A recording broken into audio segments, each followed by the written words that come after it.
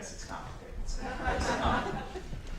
We have a wonderful morning Director's Forum. Again, we have Dr. Mitzi, who is the Mary Magdalene Professor of the New Testament at Memphis Theological Seminary. In this 3-week series, I've asked her to do 3 different passages from Luke's Gospel because in our 75th anniversary year, we're remembering our namesake and patron Luke, and of course, Luke's Gospel. And this Sunday, she is picking up on one of the unique dimensions of Jesus' teaching, namely his ability to teach in parables, which in one sense actually does not make him unique, but fits him into the rabbinic tradition where pithy sayings and brief stories that provoked our imagination were eye-opening when we thought about the ways of God, not in the heavens, but with the world. It's a part of Jesus that we love, a part of his teaching, and certainly a part of Luke's gospel that we love so much as he looks at Luke 15 and 3 parables in particular. 3 things that get lost, as so often happens. A lost sheep, a lost coin, and finally a lost child. Please join me in welcoming Mitzi warmly to the Rector.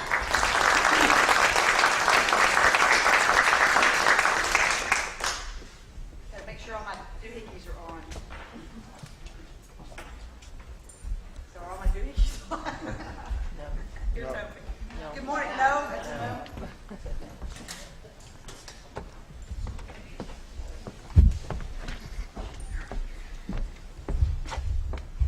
What's that now? No. It's green. Oh, there it is. Okay. It was just a little slow. To which some of us can probably relate, right?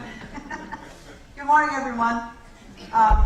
As always, it is great fun for me to be here with all of you and warm, welcoming faces and enjoying your time together. It's a delight for me to get to watch the videos and to remember those things about Grace St. Luke's that I'm very grateful for as well. So it's a good way for me to start Sunday morning during Advent. Taking a look at Luke's Gospel, as Richard said, in these 3 weeks. And today we'll look in the middle of the Gospel. Last week we started at the beginning, which, as a song once said, is a very good place to start. And today we'll take a look at the middle. But let me remind you of what we did last week to set up where we are. One is, and some of you have heard me often enough to know, I am always going to talk about context.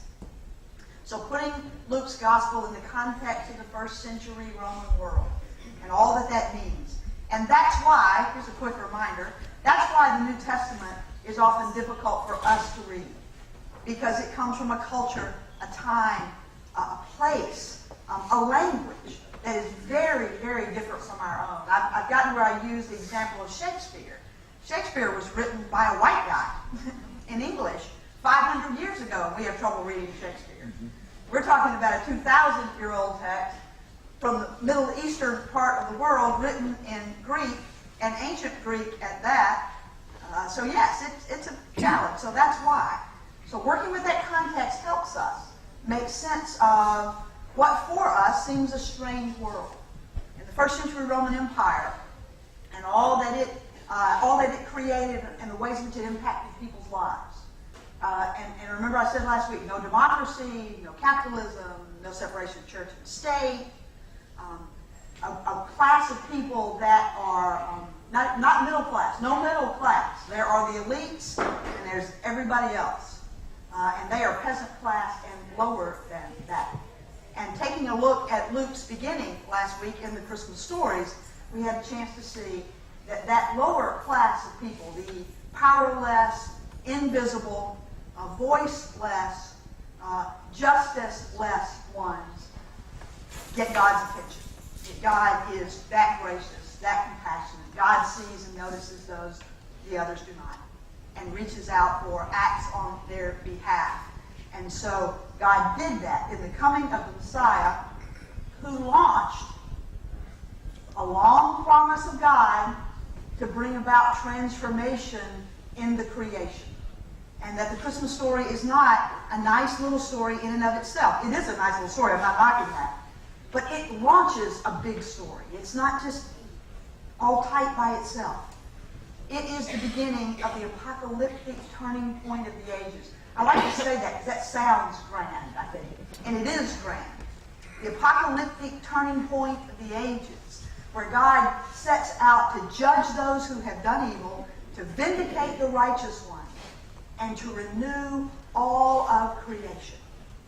And the story of Christmas and Jesus coming is the inauguration of that apocalyptic turning point of the ages. So we had a chance to take a look at that last week, and now we'll look as Luke tells us that story. Okay, so the apocalyptic turning point of the ages has come. What does that look like? And Luke is very glad you asked that question, because his story of Jesus in many ways is to help us see what that looks like. What does it look like when God's renewal of creation begins to take hold?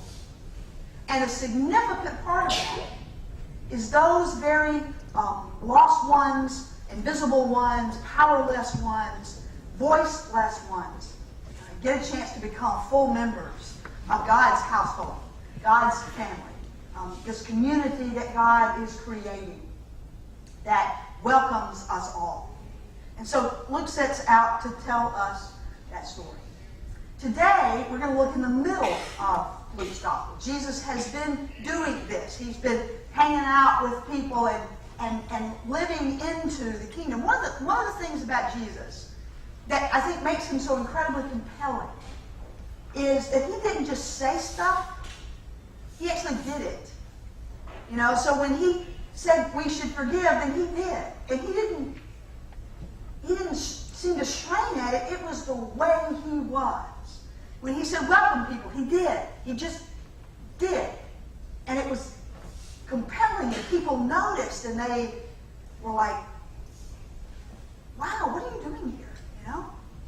And so as Luke sets out to tell us that story, Luke, by the way, among our gospel writers, is our elegant literary artist. All of our gospel writers have sort of different styles, different ways of telling the story of Jesus that are very unique to them. And the quick comparison I just want to give my students all the time is that Mark is the great Southern storyteller sitting in a rocking chair on your front porch, chewing on a weed and telling you a story. You know, he's that guy. Okay? Matthew is your scribe who's making sure we get all of the teachings just so very orderly, organized, presented in careful, thoughtful kinds of ways. John is our poet, and Luke is our very elegant literary artist. And he's a fabulous writer. And one of the ways that we can see that is his most compelling way of telling the story of Jesus. If you were him, and you need to tell this story of the apocalyptic turning point of the ages that has come in Jesus and what that looks like, you know, you got to figure out a way to tell it so that people get what you get. You ever had that happen where you've had a significant spiritual experience or a significant insight or something has happened for you where your life has sort of changed and you need to tell somebody and you need to help them understand how important that was to you? And you struggle to, how can I make you understand? You do that, right? Okay, that's what Luke is doing.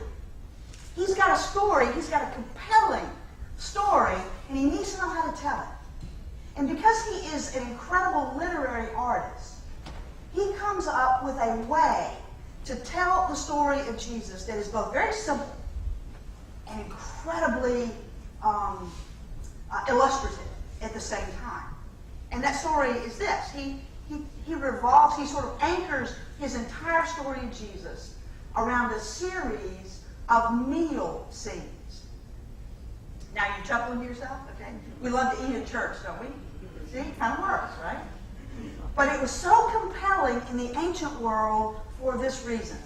Table fellowship, or the way they ate in the ancient world, really reflected the way Rome had ordered the world. In other words, you only ate with people like yourself. So upper class folk ate with upper class folk, and peasants ate with peasants. And different tribes or racial ethnic groups, sometimes even occupation groups, only ate with people like themselves. genders did not eat together. Men and women ate separately. This is maybe where the idea of the children's table got invented, because the kids ate, all by themselves as well. You only ate with people like yourself, and a consequence of that was you could look at table practices in the first century world and tell who was who. Who got invited to this banquet? Who got invited to this person's table? Okay? Was a way of illustrating who was who in this world, who wasn't. Unless, of course, your name happened to be Jesus of Nazareth. And one of the most incredible things about Jesus, all the Gospels say this, Luke harps on it, is that Jesus' table practices just messed with their heads. Because Jesus sat down and ate with anybody who invited him to sit down and eat with him. And he invited anybody who was hungry to come to his table. And it was astounding. It was so astounding that the most common charge leveled against Jesus by his opponents was, can you say it? Some of you can probably say it with me. He eats with tax collectors and sinners. Because they were astounded by that. And they would say, if he's really from God, why is he eating with those people? As if that's how they saw God, see? Don't act like we don't do that.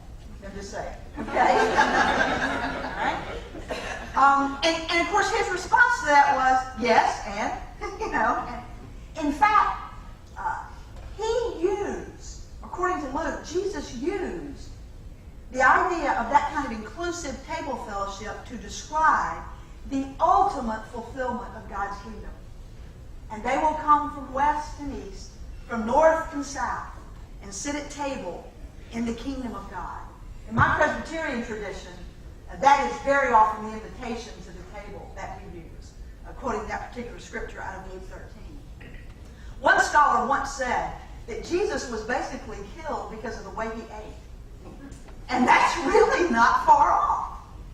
Because his way of eating, his table fellowship, absolutely, perfectly illustrated his challenge to Rome's ordering of the world.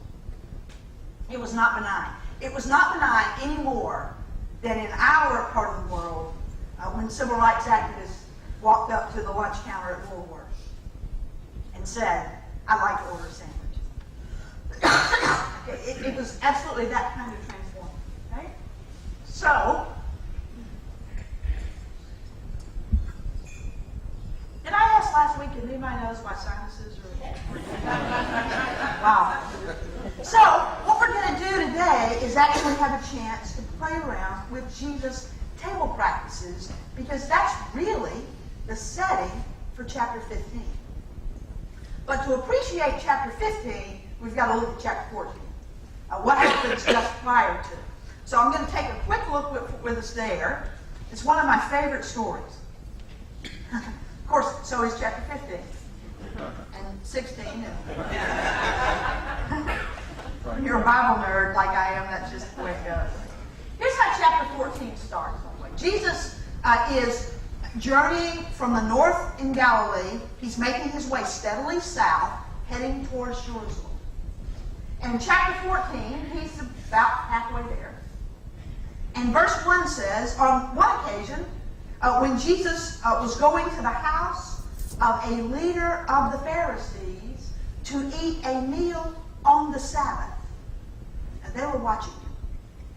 At this point, as Luke tells the story, the Pharisees still didn't know what to make of him. He says some of the right things, and then he does this other stuff that seems so strange. So is he somebody we can rally around or not? They still don't know, but they are having their suspicions. Did you notice the phrase, so they can watch it? Did you notice it was Sabbath? I am convinced that Jesus woke up on mornings of the Sabbath and went, oh, yay! Let's go irritate somebody. I mean, how many times you see him in trouble and they say, oh, it was the Sabbath? And I always think, oh, of course it was. He could have done this the day before, but he thought, hey, if I wait till tomorrow, it'll really rub them the wrong way, you know? So it's the Sabbath, and they the Pharisees invited Jesus to a meal. Now, what I can promise you is that sitting around that table that day were only other Pharisees. Okay? So he's there, and they're watching him. They still haven't quite figured him out, but they've begun to be very suspicious. And, well, they should be. Okay? So, as the story unfolds, and he has things to say, this and that, I want to pick up all the way down to verse 12. So he said to the one who had invited him, when you give a luncheon or a dinner, do not invite your friends or your brothers or your relatives or your rich neighbors. Who did they invite? Exactly those people. Your relatives, your brothers, your rich neighbors. That's exactly who they invited. Jesus said, when you give a luncheon or dinner, don't do that. In case they may invite you in return and you repay. It's done. But when you give a banquet, invite the poor, the crippled, the lame, and the blind. In other words, invite the people you would never invite, according to Rome's rules. Invite them, and you will be blessed because they cannot repay you. Don't do quid pro quo. Be gracious. Be compassionate. Invite those who are hungry, not those who are just looking to solidify their social position.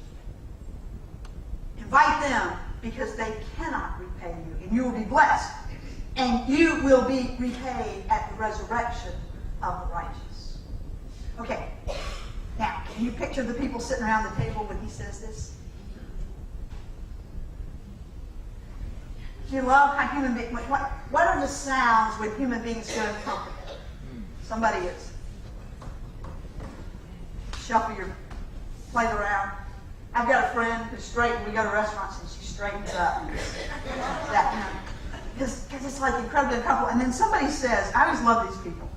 One of the dinner guests, on hearing this, said to him, well, blessed is the one who will eat bread in the kingdom of God. Don't you love those people? You get this incredibly uncomfortable kind of stuff, and somebody has to jump in there and try to make it go away, right? So you say, oh, won't it be grand when this happened? You know? Okay, here's just a small piece of advice. If you're ever sitting at the table with Jesus, don't do that. Because he leaps on that. So in case this guy says, oh, well, blessed is anyone who gets invited to table in the kingdom of God. And I just figured Jesus does it. If he's looking this way and the guy says, here he goes. This is where he needs to have reading glasses on, so you can look over the top of it. And he says this to them. Well, someone gave a great dinner and invited me. The only thing that would have made Jesus' parables better is if the phrase once upon a time had been invented by the time because wouldn't it be great? Once upon a time. Someone gave a great dinner and invited me. And at the time of the dinner, he sent his slave to say to those who've been invited, come, for everything's ready. What we know now about Middle Eastern ancient culture is this is exactly how things work. He would send out invitations and say, I'm having a big banquet, probably on such and such a day, giving you warning in advance. You know why? Because that allowed the guests to find out who else was invited. So I can find out if I really want to go. Because the deal is, you see, in that world, if my place or status is higher than Hallie's, and I found out Hallie's been invited, I ain't going. I'm not sitting with her. That would lower my sort of rating, if you will. Actually, if I sit with Hallie, my mood goes way up. But you're too positioned too perfectly, friends. So you're not there. Okay? So, but that's what they would do. Okay, so they would check who's invited. Is this going to be the kind of gathering that I need to be a part of, and all that? All right. So they does exactly that, and then the day for the banquet comes, and he sends the slave back out and says, "Okay, it's ready. Come this evening." And at this point, they all began to make excuses. And the first one said to him, I bought a piece of land, and I must go out and see it. Please accept my regrets. And the second one said, I have bought 5 yoke of oxen, and I'm going to try them out. Please accept my regrets. And another said, I've just been married, and therefore I cannot come. These are patently absurd excuses. Do you know how way back when you were doing this, and some of you may still be, where somebody like asks you out and you do not want to go, and you come up with some great, ridiculous excuse? Because part of what you want to say is, I'm not going and please don't ever ask me again. You know that? Okay? Like, I've got to wash my hair. You know, change the air in my tires. Do you remember that? Remember that? Okay, so those are like, that's designed to send a message, right? Not just I'm not going, but don't ever ask me. I'm not ever going, right? These excuses fall into this category because nobody buys a piece of land and then goes to look at it. Nobody buys a yoke of oxen and then goes and tries them out. And as for the person that was married, this one isn't really so patently absurd. It's a direct insult because the fact that you just had the big wedding thing means you invited people and they are reciprocating, and I can't go to all of them, so I have to decide which ones I'm going to, and you did not make the cut. So, in other words, these excuses are designed to let the host know you've invited the wrong people, you have not played by the rules, and I am not coming. And what's supposed to happen, according to their social rules, is the host is supposed to go, oh my God, what have I done? And so then he starts going around to people and says, John and Shelley, sorry, y'all can't come. And Mitzi, sorry, you can't come. So that I can make room for Patty and James because they ain't coming if y'all are here. Okay? That's what's supposed to happen. The host is supposed to be like, challenged by this and chastened, and I'll get my act together so you people will come to my house. That's what he's supposed to do. Okay. Anybody want to guess that's not what he does, right? Okay. Instead, the host says, the owner of the house became angry and he said to his slave, okay, go out at once into the streets and lanes of the town and bring in the poor, the crippled, the blind, and the lame. Instead of disinviting all those people that his regular friends were ashamed to sit with, he invited more of them. So that Jesus tells a story that illustrates what he has just said. Remember that? When you give a banquet, don't invite your relatives, your brothers, your rich neighbors. Invite those who are hungry, who need to sit down and eat. And then he tells a story about a guy who does that, and here are people who won't participate. Look at the story. Look at this story. Here are people who will not come and sit down at table because those people are there. Who choose to be outside God's table practices because the people who are here don't meet their standards. What was that again? Sounding in any way familiar about folks? Not about us, but folks, right? All right, so that's chapter 14. And the way in which Jesus is trying to get a group of folks who have practiced a very exclusive table fellowship to open up their vision of what is possible. To include those who are never included. To choose grace and compassion over rules and ladder climbing. He invites them to do that. The rest of chapter 14, he continues to challenge them, but that allows us now to read chapter 15 in Luke in ways that I think Luke hoped we would. Here's how chapter 15 starts.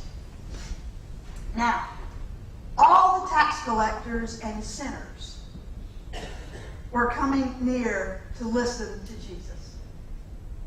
And the Pharisees and the scribes, they are the elites. The Pharisees and the scribes were grumbling and saying, this fellow welcomes sinners and eats with them. And can you hear them going, ew, after that, right? He welcomes sinners and eats with them. So that Luke really sort of sets up chapter 15 as a quasi-meal scene. They are watching Jesus. They are disgusted by him. Why? Because he welcomes the lowest of the low, the invisible, the voiceless, the powerless. He is welcoming them to their table, to his table. And their response to that is, ew, what is he up to? Okay, did I mention that you should never, if you're sitting anywhere near Jesus, never say something like that out loud, because you invite his response. And if he starts, because today he would, if he starts once upon a time, you are so in trouble, okay? Because here comes a story that is going to wear you out, all right? So here he goes. That comment causes him to tell, not one, but three, count them, 3 stories. Did I tell you they were in trouble? Okay. The first one, time's sake, I'll read the first 2, they're brief, and then we'll talk about the third one. Okay, here's the first one. So, he told them this parable. Which one of you, having 100 sheep and losing one of them, doesn't leave the 99 in the wilderness and go after the one that is lost until he finds it? And when he has found it, he lays it on his shoulders and rejoices. And when he comes home, he calls together his friends and his neighbors, saying to them, "Rejoice with me, for I found my sheep that was lost." We have, if you are like me, what was put in my head in children's Sunday school was these sort of very grassy, peaceful shepherds and sheep kind of hillside settings, right? And it's all, very welcoming and kind of, peaceful and calm and all that. Okay, no. All right? Bedouin shepherds in the Middle East keep their sheep in the desert. You notice that when it says that you leave the 99 in the wilderness, the word is actually desert, which means they are constantly wandering because you have to find enough scrub grass for your sheep to eat. How much water do you think they have? A lot. And the last time I checked, you pretty much need to drink it. Not drinking water is kind of really detrimental to your health, and you notice that as you go along, right? So in other words, not a whole lot for hygiene. Okay? Out in the hot desert, you get the picture, right? So it's a tough, tough world. And 100 sheep is not a shepherd's, it's not his. It's either a whole group of them who are keeping their flocks together for protection purposes, because deserts are not safe places to be, particularly at night, or he's a hired hand for the actual owner, because peasants didn't own 100 sheep. So he either has to give an account of the sheep back to the owner, or this is one of really a community flock of sheep, and losing one of them is the difference between eating and not eating one day. Okay? So in other words, this is not just this is desperation. Right? And the story that Jesus tells is that God is like this shepherd who goes and looks for this one sheep with all of the fervor of a poor shepherd who either has to give an account to the owner or they need to find that sheep so that their community of folks will not lose what meager resources they have and be able to eat as best they can. So that kind of desperation.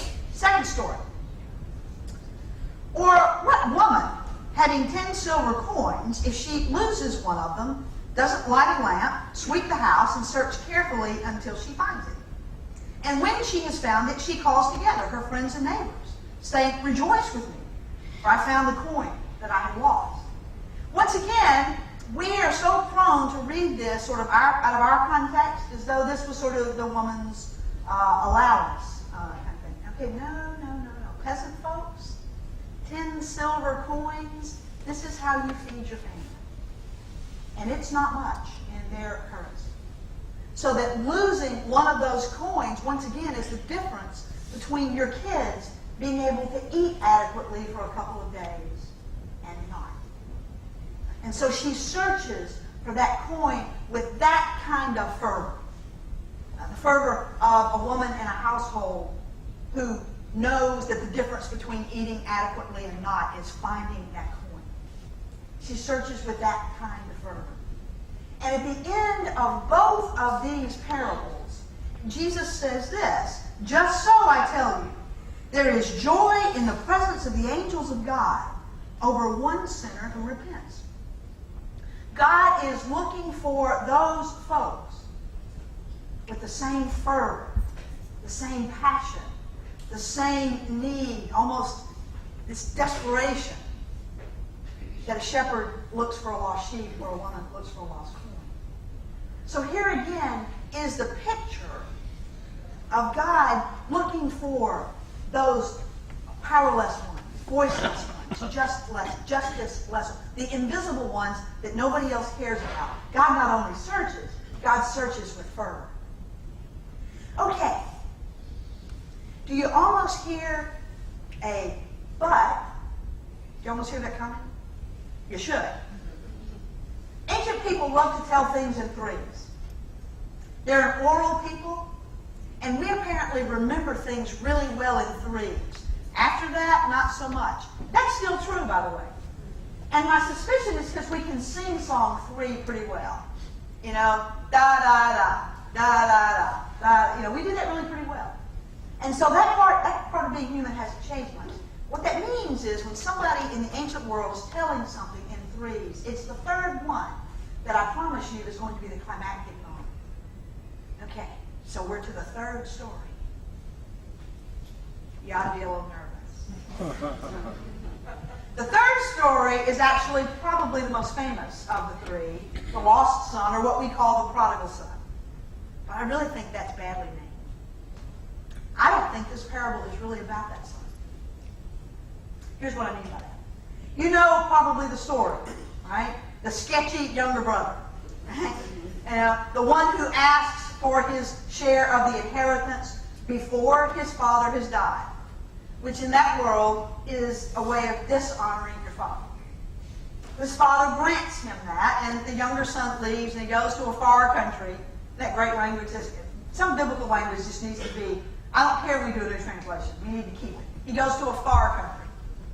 And he squanders it in riotous living. Don't you love King James right there, right? In riotous living. And he wakes up one day and he's got nothing. And those friends he thought he had bought with all that has abandoned him. And he finds himself in dire straits. So he ends up hiring out to someone and he's feeding pigs. Jesus just really laid this on Katie, right?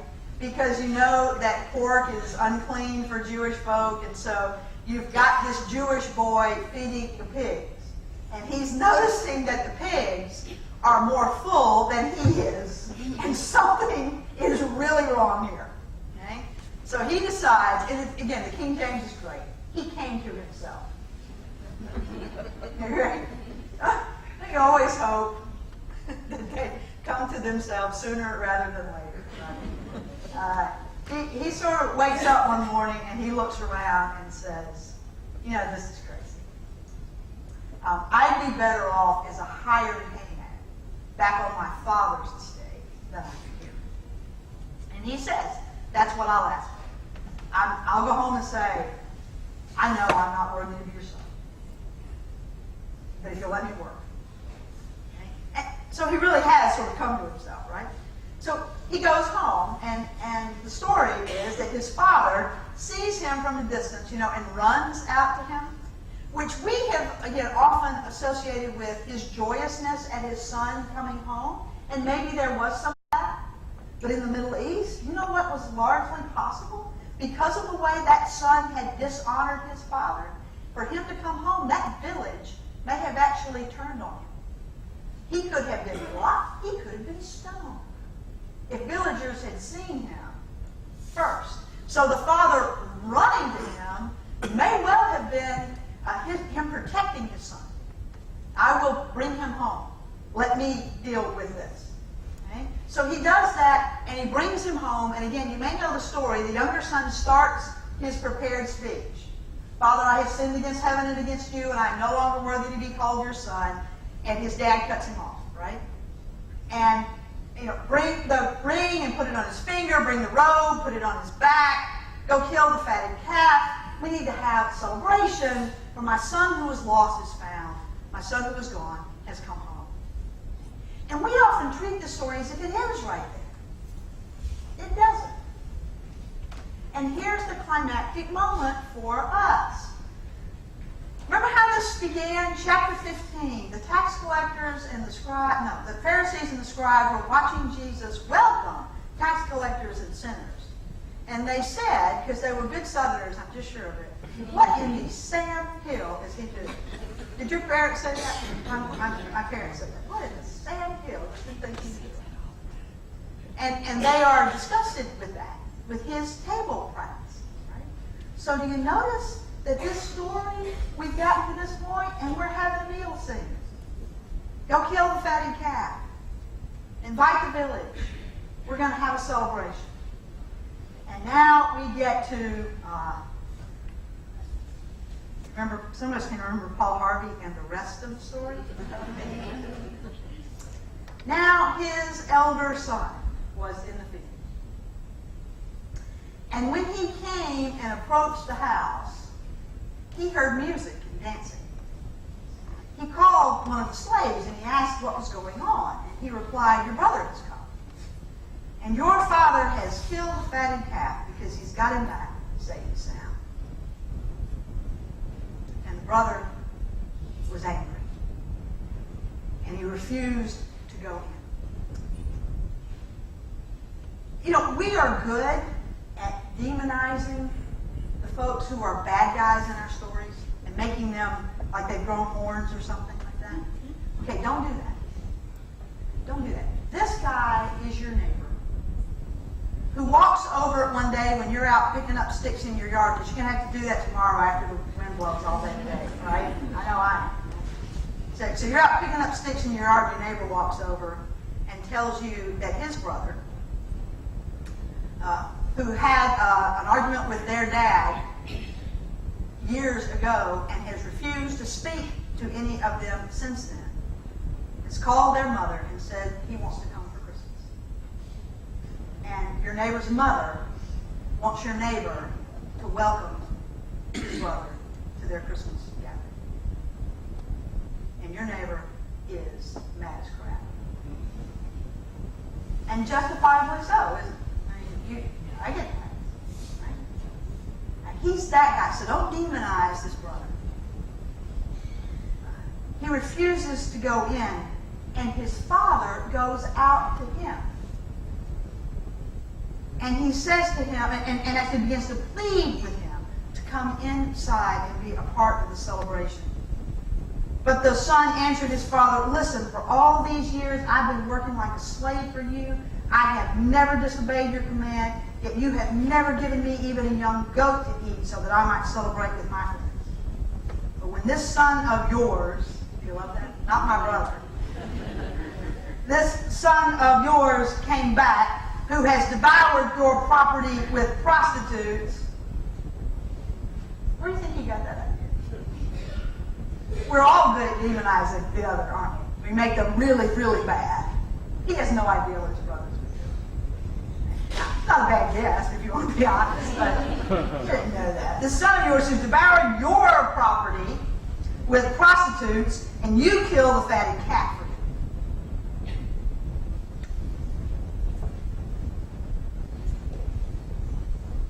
The story begins, the chapter begins, with the scribes and Pharisees saying, "He eats with tax collectors and sinners."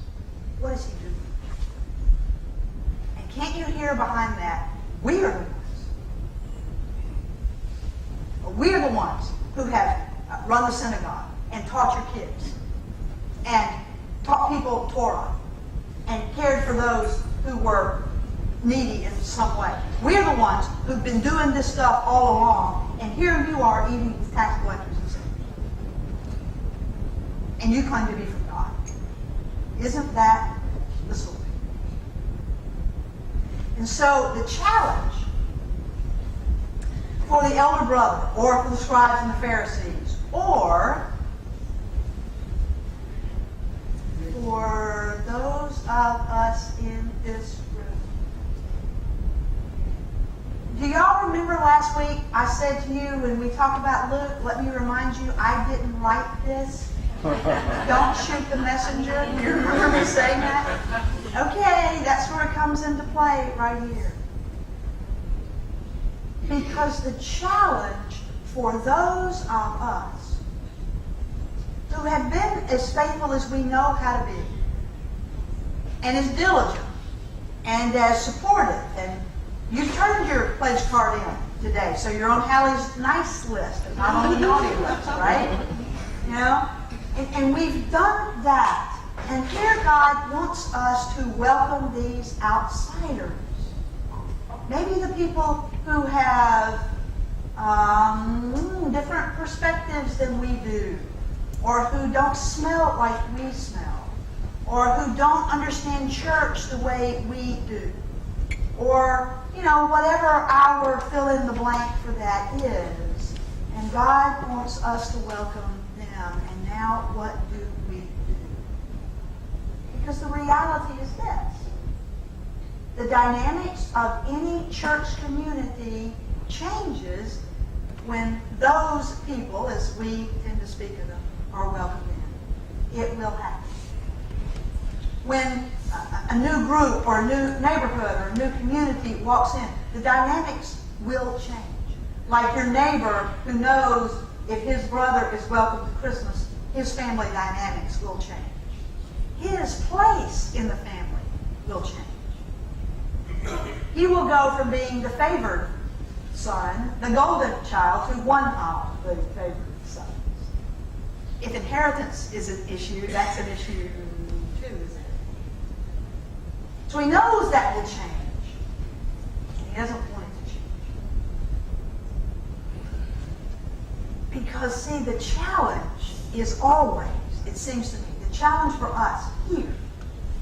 Because in this room, while almost all of us at some time in our lives will be among the emotional lowly ones, that happens to all of us. And the story of Luke is that God lifts us up. The other reality is, in this room, few of us are or have been among the politically, economically, or socially low ones. So what happens when God calls for us to give up our privilege, our favored places, and welcome, quote, those people to our tables? Do we celebrate? Or do we look like this older brother? I'm not going in there. He is in there. Or like the folks in the parable Jesus told in chapter 14. I've got to go look at my oxen. I've got to go look at my lamb. I'm not going in there. The challenge of Luke, I suppose the gospel story always has this grace and challenge that sit side by side.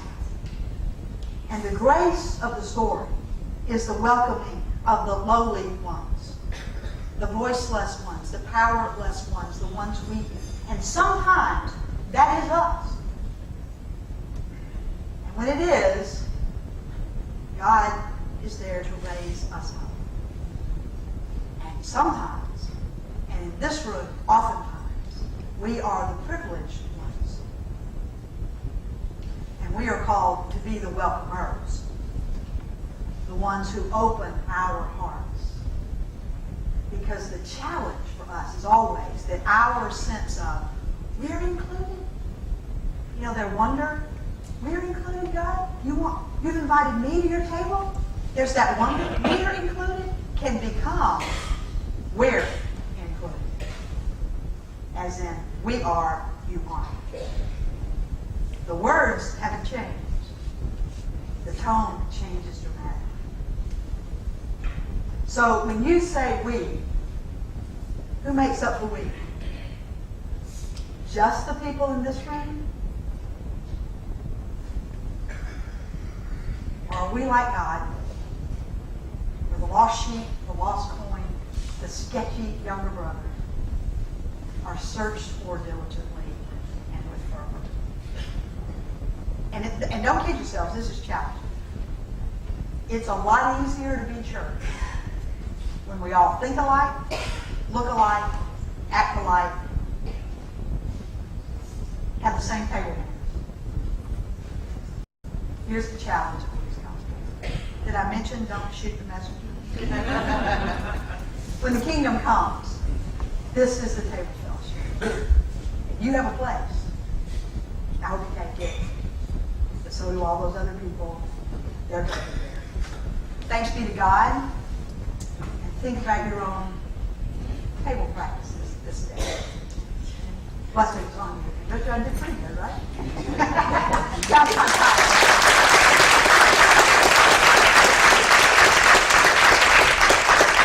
I'll remind you that thankfully Mitzi will return and be with us for the last class in the series next week, which will also look at another table story, and perhaps the best one of all, the road to Emmaus in Luke 24. As always, good to see you. We're grateful.